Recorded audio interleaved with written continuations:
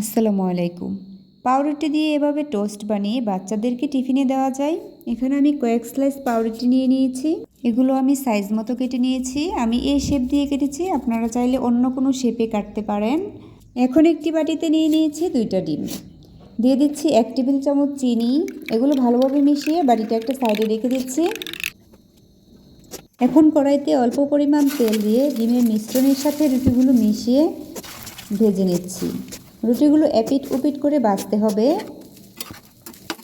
এভাবে আমি সবগুলো পাউরুটি ভেজে নিয়েছি।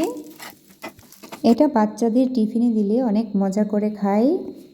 আমি পাউরুটিগুলো সবগুলো ভেজে নিয়েছি। সবগুলো ভেজে একটি হাফ প্লেটে এগুলো সার্ভ করে নিচ্ছি। যাদের কাছে এই সহজ রেসিপিগুলো ভালো লাগে পেজ ফলো করতে ভুলবেন না, সেই সাথে চ্যানেল সাবস্ক্রাইব করবেন। সবাই অনেক অনেক ভালো থাকবেন। আল্লাহ হাফেজ।